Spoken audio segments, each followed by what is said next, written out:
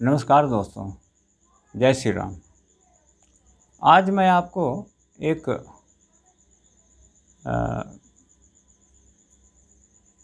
ऐसी चीज़ जो कि सब जगह चर्चा का विषय भी है, माइंड पावर। माइंड पावर में भी एक चीज़ है, माइंड पावर के अलावे या उसी के अंतर्गत आप समझ लीजिए एक चीज़ की चर्चा आधिकारिक रूप से होती है और वो है आकर्षण का नियम। आकर्षण का नियम ये सभी जगह इसके बारे में बताया जाता है कि आकर्षण का नियम क्या है और आकर्षण का नियम कैसे काम करता है। तो मैं इस पे आपको आज संक्षिप्त में थोड़ा आपको बताऊंगा कि आकर्षण का नियम कैसे काम करता है। ये पूरी तरीके से मैं आपको एक चीज़ कहना चाहता हूँ, आकर्षण यानी ये है तो बहुत बड़ी चीज़, पूरा ब्रह्मांड इसी सिद्धांत पे टिका हुआ है। लेकिन एक जैसे विचारों की दुनिया में आकर्षण का नियम, हम जो विचार करते हैं, हम जो कार्य करते हैं, हम जो सोचते हैं, हम जो कार्य करते हैं और हम कर्म जो करते हैं और विचारते हैं, उसके अलावा हमारे पास जो सामान है, अच्छा है, भला है, बुरा है, ऐसे नाना प्रकार की चीज़ें हैं। तो एक चीज़ पे काम नहीं करता लॉ ऑफ अट्रैक्शन या आकर्षण का नियम, ये हर चीज़ और हर एंगल पे काम करता है।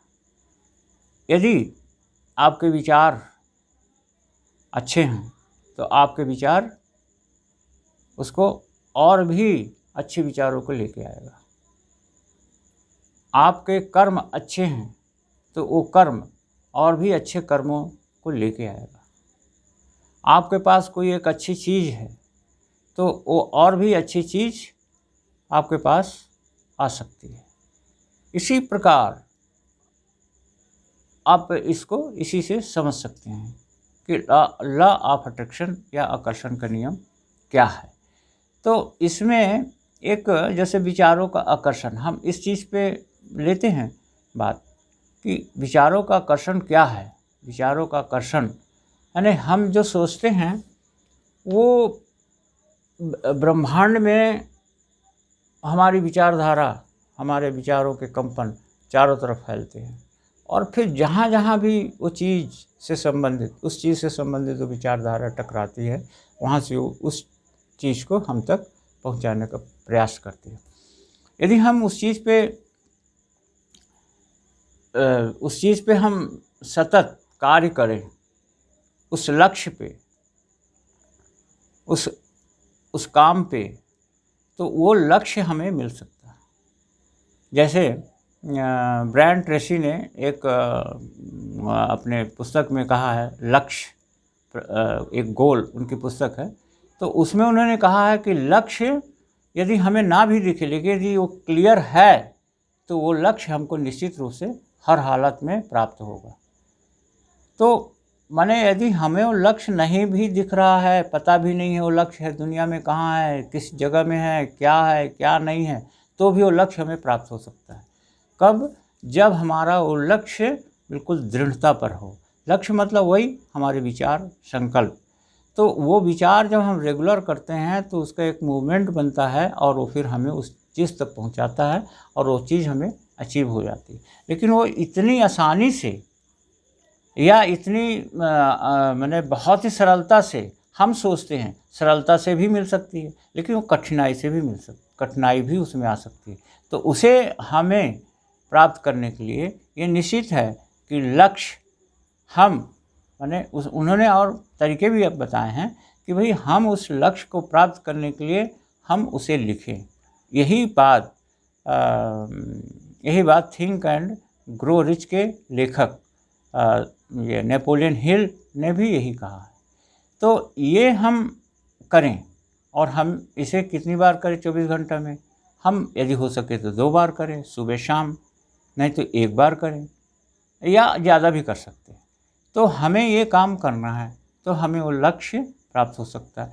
और यही आकर्षण का नियम, विचारों की दुनिया मतलब इतनी ज़बरदस्त है कि आपको जैसे जैसे ये समझ में आएगा आप इसको अच्छे से आप समझेंगे कि ये क्या चीज़ है लॉ ऑफ अट्रैक्शन। इसमें स्पेशली अभी तक मैंने हिंदी में 2 किताबें देखी हैं। तो उन किताबों के बारे में तो मैंने एक उसमें डाला हुआ है, क्या लॉ ऑफ अट्रैक्शन के क्या जेरी ऐसा कुछ है, वो देख लीजिएगा। लेकिन आपको एक राइटर हैं कि विलियम वॉकर एटकिंसन, इन्होंने भी लिखी। इंग्लिश में तो बहुत सारे मैटर हैं, लेकिन हिंदी में मैंने अभी तक 2 किताबें देखी हैं। तो इसे आप ने लॉ ऑफ अट्रैक्शन को आप समझने की कोशिश करिए, समझने की बात है ये। तो ये आपके समझ में आएगा। इस पे हम बड़े उसमें हम इसमें चर्चा करेंगे, तो उसमें आपको ये समझ में निश्चित रूप से आएगा। तो विचारों की दुनिया में आकर्षण का नियम, एक महान नियम, एक बड़ा नियम कारगर है। और ये क्या है, किसी भी हालत में विचार तरंगों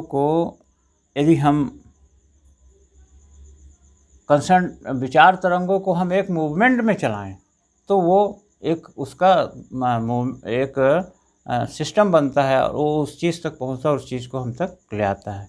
नहीं, ये एक नियम से चलता है, एक बहुत बड़ा नियम इसमें कार्यरत है।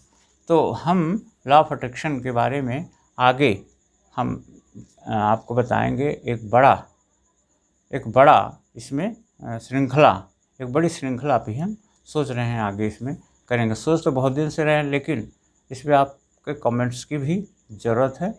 और सब्सक्राइब आप करिए, लाइक शेयर कमेंट्स आप ज़रूर करिए। और अंत में जय श्री राम, वंदे मातरम, जय हिंद। और आप स्वस्थ रहें, सुखी रहें, बस अंत में इतना ही। ओम जय श्री राम।